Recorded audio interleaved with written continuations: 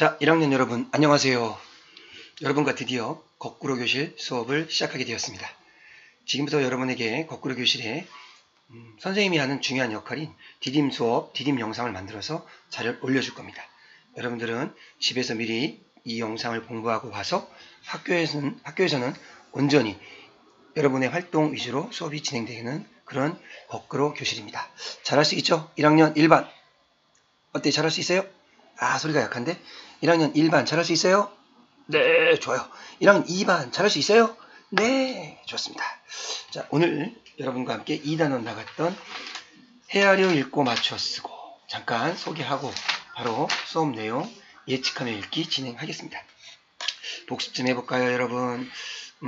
우리가 오늘 시간에 배웠던 바로 헤아려 읽고네요. 읽기 뭐에 써야 돼요? 맞추어 쓰고 이번엔 쓰기네요. 자, 이때 선생님이 헤아리다 이 뜻을 확인시켜줬는데 유사한 말은 결국 예측하다. 그죠? 예측하기입니다. 예측하기. 즉 미루어서 뭐 해보자? 짐작하다 뜻이 들어있죠. 그죠? 미루어서 짐작하기. 그러니까 우리가 글을 읽을 때 헤아려서 즉 미루어서 짐작해서 예측을 합니다. 무엇을? 무엇? 네, 우선 내가 갖고 있는 배경 지식이다. 수업 기억나요? 더하기. 글의 내용, 우리는 그걸 뭐라 그랬죠? 읽기 과정에서 나타나는 읽기 맥락이다 라고 말했죠. 뭐 이 읽기 맥락이란 건 오늘 수업 때 혜원이가 1학년 2반에 우리 김혜원이 잘 대답했죠. 뭐예요? 흐름. 좋아요. 읽기 맥락, 뭐 글의 내용이죠. 그죠? 글에 제시되어 있는 내용, 글에 제시되어 있는 정보, 이런 것들이 다 여기에 해당되는 거죠. 그런 것들을 짐작해서 글을 읽어라. 기억나시죠? 또 맞췄습니다. 뭐였죠? 우리 이제 2단원에서 배울 건데 뭐에 맞췄어야 돼요? 주제. 네, 아우 잘했어요. 우리 아들이 대답했네. 뭐에 맞췄어요? 주제. 아우 김민성 학생 훌륭해요. 네, 글의 주제에 맞춰서 쓴다는 얘기입니다. 오늘 내용 기억나시죠? 자, 이런 것들을 바탕으로 여러분과 함께 바로 첫 번째 헤아려 읽고와 직접적 관련을 맺고 있는 예측하며 읽기로 고고싱 가볼게요. 뿌이. 아들이 옆에서 떠들고 있다 얘들아. 자, 아이고 선생님이 이걸 안 지웠네. 지우고 갈게요. 하나씩 우리 내용들을 살펴보도록 하죠.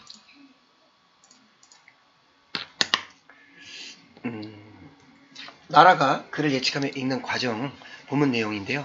선생님이 한번 정리를 하면서 쭉 훑어보는 시간을 갖도록 하겠습니다. 괜찮겠죠? 자, 우선 나라가 글을 예측하며 읽는 과정에 첫 번째 이 풍선 도움말 부분을 볼게요. 나라는 국어 선생님께서 내용을 예측하면서 글을 읽으라고 하셨는데 어떤 글을 읽으면 좋을까 고민을 하던 차에 도서관에 갔어요. 여러분 우리 학교 도서관에도 많은 책이 있죠. 무려 16,000권, 17,000권 가량 있는데 좋은 책들 여러분들 꼭 읽어보세요. 그때 여러분들 책을 고를 때 그렇죠. 여기 옆에 나와 있네요. 자, 뭐에 대해서 이 책이 재미있겠다라고 나라가 생각을 했어요. 뭘 보고? 예, 제목을 보고 관계의 심리학 그리고 또 책의 표지를 보고 자, 관계의 심리학이라는 우리 이거 뇌구조에서 봤던 건데 그죠? 이런 표지 그림 또 관계의 심리학이라는 제목이 나라가 이 책을 읽고 싶게 만들었던 읽게 된 동기가 될 수도 있겠네요. 그죠? 아무래도 사람들의 심리와 관련된 책이겠지 않은 이런 나라의 예측 이런 것은 바로 우리가 지금 소개했듯이 책의 뭐에서 제목 그렇죠. 또 표지 제시된 표지를 통해서 미루어서 책의 내용을 예측해 보는 것이죠. 여러분들도 책을 읽을 때 이런 부분들을 활용하면 이 책이 어떤 책일까를 쉽게 더 궁금증을 갖고 출발할 수 있을 것입니다. 자, 그러면 한번 내용을 확인해 볼게요.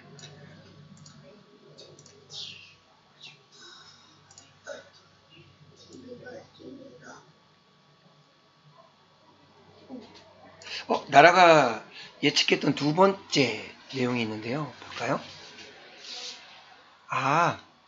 글쓴이가 했던 활동을 보니 대중에게 심리학을 쉽게 설명하기 이 책을 쓴 것 같다. 자, 이건 누구에 대해서? 네, 여기 글을 쓴 작가의 프로필, 이 내용을 보고선 알 수 있었던 거죠. 즉, 이걸 통해서 작가에 대한 내용을 통해 역시 예측을 해봤는데, 바로 글쓴이에 대한 정보를 바탕으로 글쓴이가 책을 쓴 의도를 예측해봤습니다. 충분히 작가를 통해 이 작가가 어떤 책의 내용을 썼는지를 이런 책들을 확인하면서 의도를 예측해 보는 거네요. 이렇게 글을 쓴 의도를 작가에 대한 정보를 가지고 예측할 수 있다. 그죠? 작가 정보를 통해 이 글의 의도를 뭐 해볼 수 있었어요? 네, 예측해 볼 수도 있네요. 작가 이 정보 중요하겠네요. 그죠? 자, 나라는 이런 방식으로 계속 예측을 해 가고 있는데요. 자, 다음 내용으로 한번 가볼게요. 뿅.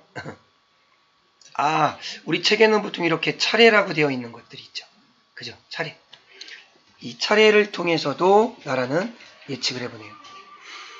책의 차례를 보니 이 책은 인간관계에 영향을 미치는 요인별로 글을 묶고 내용을 구성한 것 같다. 자, 인상, 감정, 표시 등등 우리 교과서의 내용이 관계는 첫인상부터 시작된다는 이 내용을 가지고 얘기했어요. 역시 제목의 차례는 책의 내용, 구성 방식을 예측하는 중요한 정보가 되네요. 차례가 이렇게 책의 내용을 구성 방식을 이해하는 데 중요한 정보가 된다. 역시 하나 또 정보를 얻어 가는데요. 자, 그러면 계속 볼게요.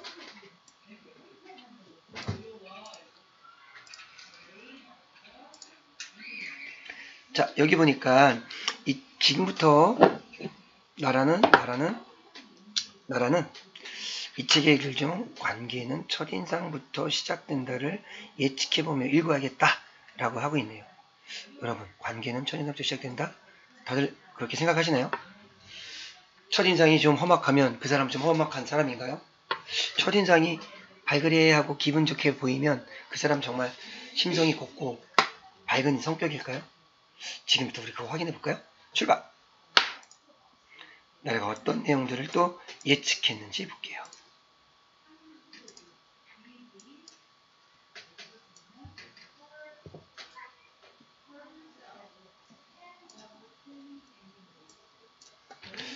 자, 관계는 첫인상부터 시작된다. 이철우 작가의 글.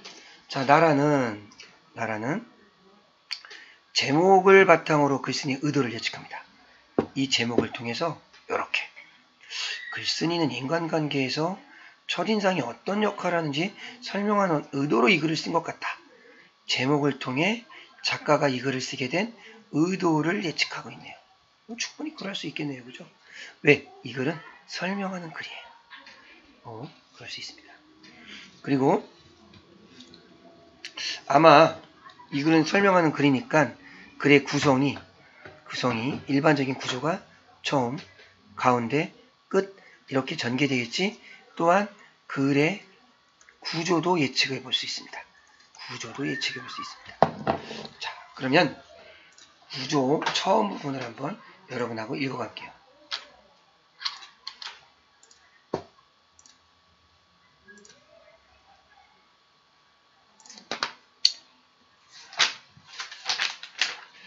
사람 사이의 모든 관계는 만남에서 시작된다.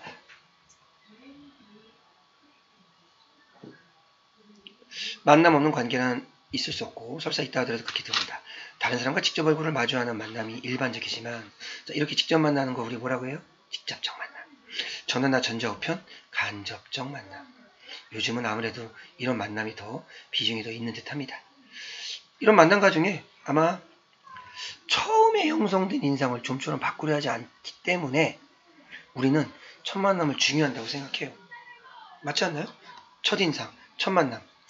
자, 처음은 이렇게 아마 여러 만남이 있지만 가장 중요한 건 첫 만남이라고 말을 하고 있습니다. 이제 중간 부분으로 가볼까요? 네.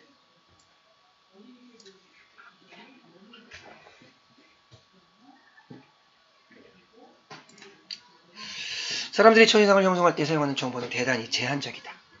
왜 제한적일까요? 첫인상은 결국 얼굴을 보고선 말하는 거니까 얼굴 생김새, 체격, 키, 겉모습, 몸짓, 말투 정도로 제한적입니다.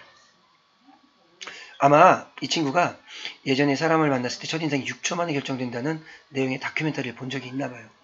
그래서 다른 사람의 첫인상을 쉽게 결정한다는 내용일 거라는 추측을 또 한번 해봅니다. 하지만 이러한 정보만으로도 우리는 상대의 첫인상을 무리 없이 형성합니다.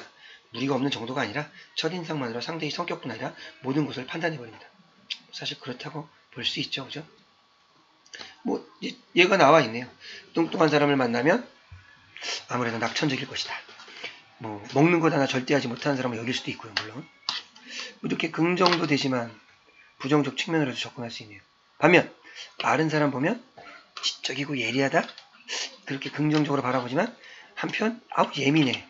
저렇게 살이 찌지 않았냐 하면서 부정적으로 바라볼 수도 있겠죠. 어떻게 바라보냐가 중요한 거니까요. 그죠? 맞습니까, 여러분? 자, 그러면서 우리는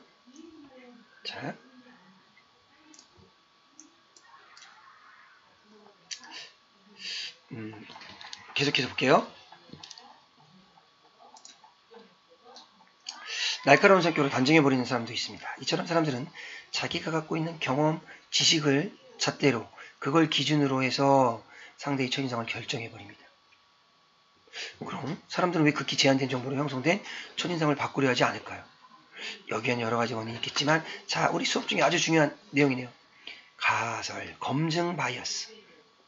핵심인데 핵심. 가설, 검증 바이어스. 여기서 또 추측했는데 바이어스란 말 여러분 알아요? 바이어스? 편견이란 뜻이에요. 가설 검증 바이어스는 어떤 가설을 검증할 때 편견이 들어가는 현상을 말하는 것 같다라고 하면서 예측을 해봅니다. 가설 검증, 바이어스. 자, 여러분들 교과서 아래에도 바이어스 뜻은 설명되어 있습니다. 대개는 편견, 공정하지 못하고 한쪽으로 치우친 생각이라고 되어 있죠. 이거 먹어도 돼. 다음 내용 계속 볼게요.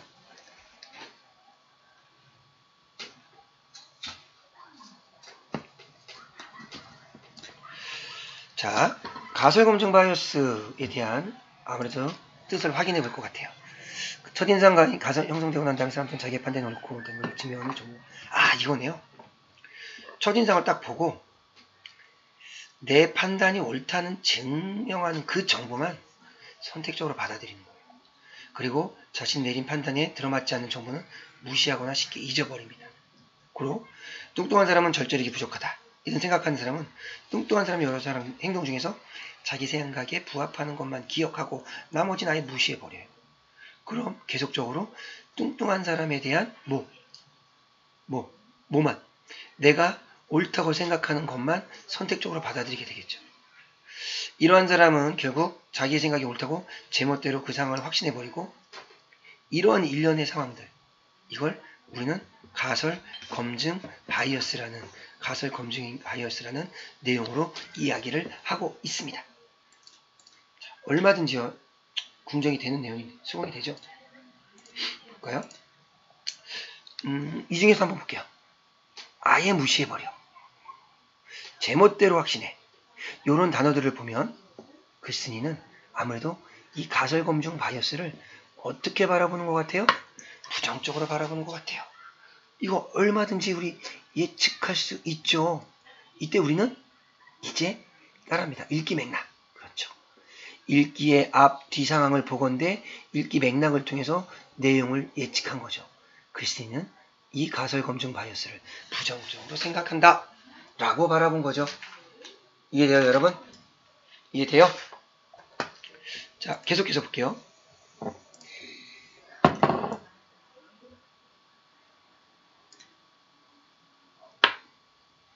자, 사회심리학자 스타이더 와스와는 한 가지 실험을 했대요. 왜? 가설 검증 바이어스를 입증하려고요. 그래서 실제 실험한 내용인데 실험 결과를 보면 대학생 대부분이 그 사람의 성격이 외향적이냐 내향적인가를 먼저 판단해 놓고 그것을 뒷받침할 수 있는 질문만을 선택한대요. 즉, 이 실험이 26개의 대학생들에게 질문을 보여주는데 그 질문 속에서 사람의 성격을 봤는데 도움이 될 만한 거를 자신들이 제시한 26개 중에서 12개를 고르라고 해요. 그런데 이 사람들은 대부분이 먼저 사람의 성격이 내향적인지 외향적인지를 판단한 후에 관련된 질문만을 선택했다는 거죠. 바로 가설검증 바이어스를 그대로 드러내고 있다는 걸 확인할 수 있습니다. 여기서 여러분에게 콕콕 찌르는 핵심 내용 정리해볼까요? 가설검증 바이어스 한번 볼게요.